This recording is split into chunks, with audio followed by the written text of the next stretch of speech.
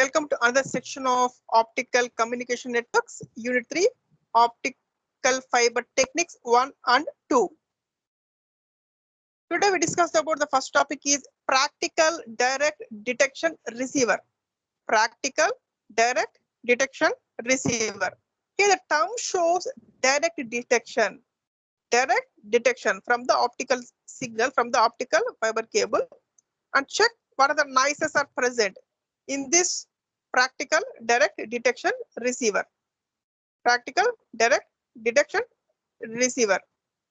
Here the optical signal converts from optical to electrical by using photo detector stage. By using photo detector stage in the receiver circuit. Converts from optical to electrical first. Once after converting this optical to electrical signal is nothing but we are generating photo current. Output is photo current. The representation of electrical signal by using photo current. Here this photo current having some of the noises. Not only original signal, it contains some of the noises. Here what are the types of noises? That is, the first one is thermal noise. The second one is short noise. The next one is spontaneous emission noise. The fourth one is dark current. Here what is meant by thermal noise? You know the concept of thermal noise. Here the thermal noise is nothing but the thermal noise generated in the circuit due to temperature. Due to temperature. Suppose we are taking a PN junction diode. We are design a PN junction diode forward bias, and we give supply from the RPS. And within the 5 minutes, we are taking the calculations completed, and we draw the graph of the forward bias. Suppose we are giving power from RPS to the circuit, and we are switch on the RPS and give power to the circuit for 1 hour continuously. What is the output characteristics? It changes. That is due to input power for long time to the circuit. Automatically, it can be changes internally in the diodes or transistor, whatever it may be. Then automatically the characteristics will be changed. Then automatically the temperature inside the device also can be changed. That's why that is called the thermal noise. The thermal noise is nothing but a random motion of electrons. Random motion of electrons, not a constant motion. It is random motion. That is the thermal noise. The thermal noise generated due to temperature. Next, the second noise is short noise. Short noise. Here, short noise. What is short noise? That is random distribution of electrons are generated. Random distribution of electrons are generated in the photo detector stage. It is called the short noise. Suppose we are giving power supply to someone device. Suppose either fan or fridge or TV, whatever we give for power supply is 230 volts, 50 hertz signal. Suppose voltage fluctuations are there, then automatically working of the TV or working of the fridge or working of the fan can be changes due to fluctuations in the voltage supply. Similarly,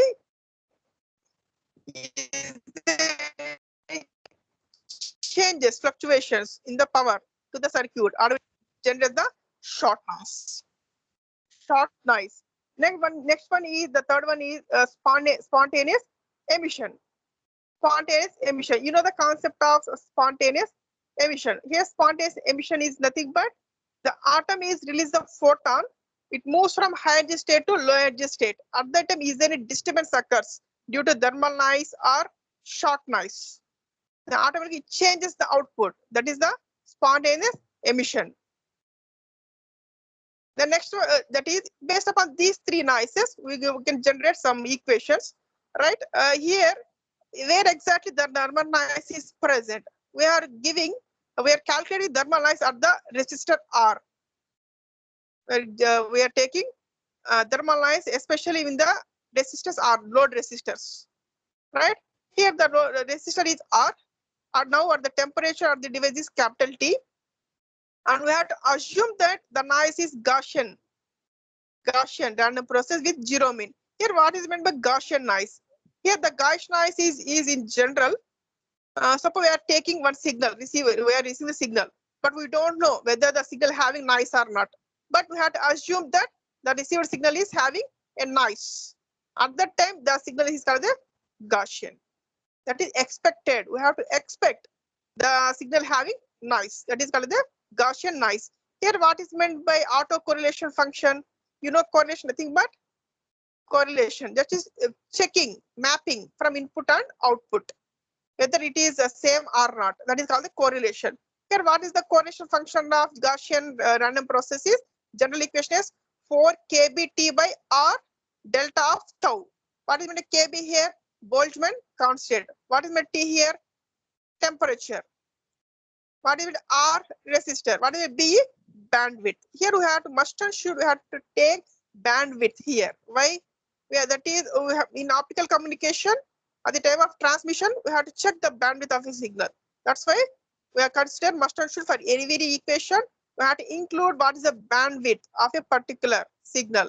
That is B. Now we have to calculate the variance for thermal noise. That is sigma square thermal. Sigma square thermal, which is equal to 4 kBt by R multiplied with BE. Multiplied with BE. But in general equation, instead of BE, we are taking delta of tau, nothing but delay, time delay. But here, instead of delay time period, we are taking frequency, that is bandwidth now, that is BE. BE. Here, why you are taking variance? Why you are calculating variance here? In general, for continuous signal without noise, no problem to reference either cos signal or sine signal directly. But random signal we are taking. What is meant random signal? The random signal is nothing but the signal contains noise. The signal contains noise. That is fluctuations in the signal. At that time, how to check? How to check what is the amplitudes of the random signal? It is not constant. At that time, we have to go for calculating mean and variance and standard deviation for the random signal, that is noise signal. That's why you are calculating variance here, right? Here to simplify the equation 1, we are going for sigma square thermal, which is equal to IT square into BE. What is IT square, which is equal to 4 kBt by R.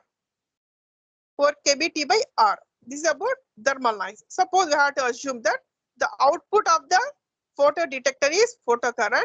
This photocurrent, which is having original signal current plus thermal noise. That's why the equation becomes, see this one, I equal to I bar plus small is. Here what is meant by I bar? Constant current, that is original signal current, original signal plus Gaussian noise, that is Gaussian noise, which is equal to thermal noise, IS, right? Or short noise, whichever we had to assume. Next, for pin diodes, that is we are assume that the photodetector is pin diode. That is whether it is pin diode or avalanche diode. For we are taking pin diode. What is the variance of pin diode for a short noise is sigma square short, which is equal to 2E I bar. 2E I bar. This is general. But we are taking the bandwidth at the time of short noise. That's why sigma square short, which is equal to 2E I bar into BE. BE. Next, then total current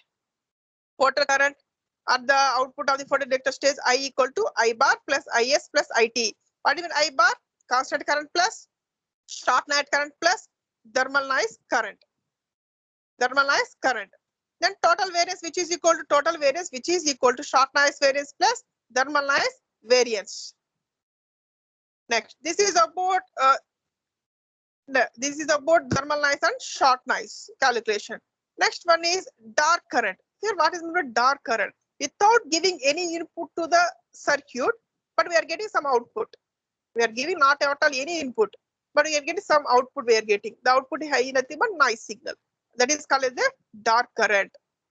That is in the absence of any input optical power, the photodetector gives some output is photocurrent. Without any optical input signal, it generates electrical signal. The electrical signal is called as the dark current. Here the dark current is negligible. The dark current is negligible. This is in the direct detection receiver. Here in direct detection receiver, due to directly take from the input from optical fiber and convert it to photocurrent, the photocurrent can be having a thermal noise, short noise, and spontaneous emission noise and dark current. But dark current and spontaneous emission noise can be negligible. But compare this thermal noise and short noise, the thermal noise is more. When the thermal noise is more, nothing but damage the circuit. It damages the circuit. That is high temperature generated. It damages the circuits. That's why we are going for next type of receiver instead of direct detection receiver. That is, the next one is coherent detection. Coherent detection. Here, why we are going for coherent detection? Here, the coherent detection which is used to increase the receiver sensitivity. Increase the receiver sensitivity. Nothing but improves the efficiency of a circuit for a long time. Increase the efficiency of a circuit for a long time working. Continuously working for a long time.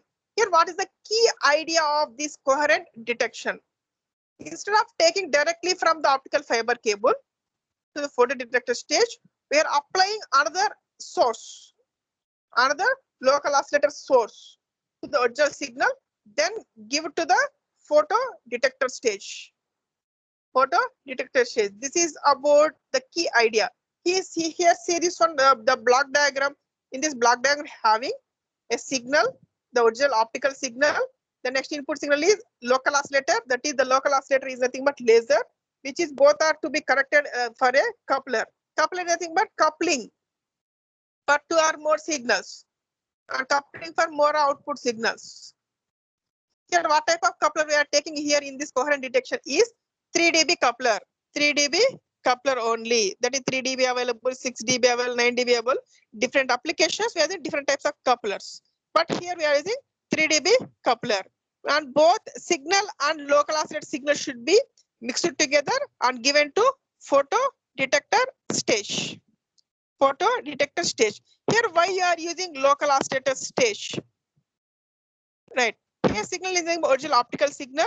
Here, the local oscillator is nothing but we are taking laser. When both are mixed together, we are getting output is high power. Nothing but increase the strength of a signal.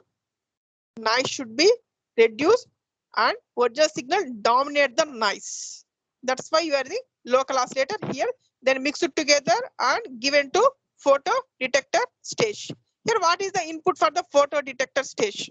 Here, the input for the photodetector stage, it is a mixing of signal plus local oscillator signal. Here, based upon this, I will write one equation. The power at the photodetector is PR of t, which is equal to PR of t, which is equal to root of 2AP cos of 2 pi FCT plus root of 2P LO cos of 2 pi F LO of t whole square. That is, the first one is nothing but signal. The second one is nothing but local oscillator. Here, what is meant by A? Root of 2AP, right? What is meant A? A is nothing but digit. What is the digit? Whether it is 1 or 0. 1 or 0. Next, what is meant by P? Capital P is input signal power and cos of 2 pi FC. FC is the carrier frequency of it multiplied with 3. This is about signal. Next, plus root of 2PLO. What is PLO? Local oscillator power multiplied with cos of 2 pi FLO. What is my FLO here? FLO is nothing but local oscillator frequency multiplied with time period, then whole square. To simplify, the above equation is AP plus PLO plus 2 into root of AP PLO cos of 2 pi FC minus FLO into T. Why you are simplify here? Here FC minus FLO is nothing but intermediate frequency. Intermediate frequency, which is not equal to 0. Right. Suppose now we are giving PR of T. Now we are giving PR of T to the photodetector stage. We are getting output is photocurrent. Photocurrent. Suppose the input is digit is 1. Then what is the photocurrent? I1 equal to R into P plus PLO plus root 2 into root of PL PO. Here what we do R is the receiver sensitivity. What is P? Input signal power. What is PLO? Local slot power plus 2 into root of PL and P0. Suppose 0 bit is received. That is, we had 0 bit is received, but there is no signal. Only local oscillator is present in the circuit. Then P equal to 0. P equal to 0. Then substitute in equation number 2, we are getting I naught, which is equal to R into PLO. We are getting PLO. Right. Similarly, short noise is generated. Short noise is generated. That is, the power to the photodetector is fluctuates. Whenever the input bit is 1, that is variance of 1, which is equal to 2 into 2 E I1 of BE. What is I1 here? Current, photocurrent for 1 bit input. Next, whenever 0 bit is input, the variance here, variance of 0, which is equal to 2 into I naught BE. What do you mean I naught? I naught is nothing but what is the photocurrent generated by the photodetector whenever input bit is 0. Here, all of this equation we have to consider from homodyne receiver only.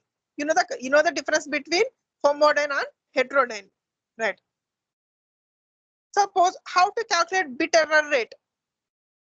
The general equation for bit error rate for digital communication is BR, which is equal to Q of root of RP by 2E BE. Based upon this basic equation, we are assume that the bit error rate for this coherent detection is bit error is equal to Q into root M. Here, what is M here? Here, number of photons generated. Number of photons are generated for 1 bit input. 1 bit input. Right. That is, based upon these equations, the receiver sensitivity can be increases in coherent detection, especially this coherent detection receiver which are used in the multi-channel WDM systems, that is wavelength division multiplexing system. This is about coherent detection. That is, till now we discussed about 2 receiver techniques: direct detection receiver and coherent detection receiver.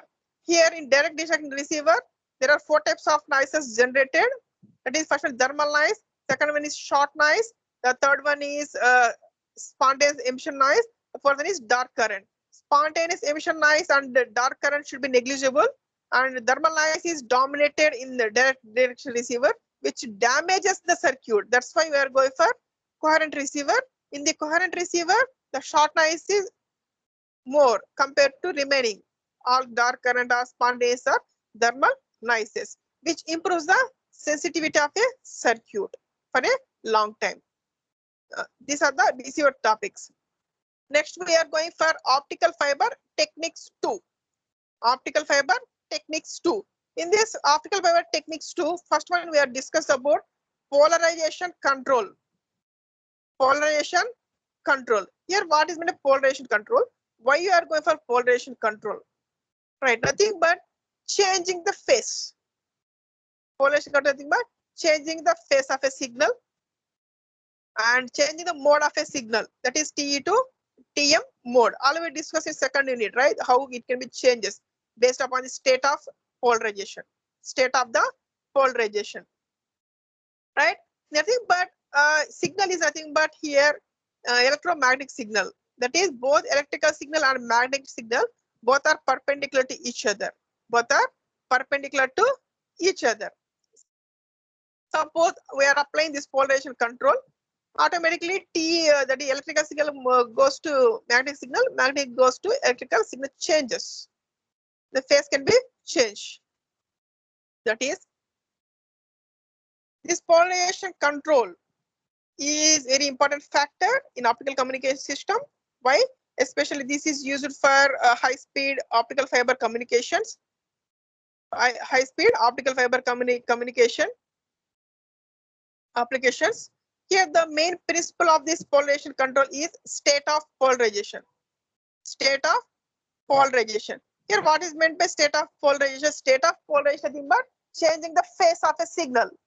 Changing the phase of a signal by either by using 45 degrees, either using 90 degrees. That is depends upon the material which is used inside the waveguide. Inside the waveguide. Here not only phase can be changed, it changes the modes from TE to TM and TM to TE modes.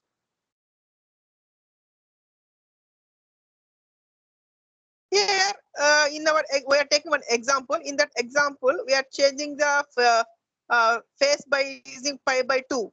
That is 90 pi by 2 90 degrees concept, and not only and converts from TE to TM mode.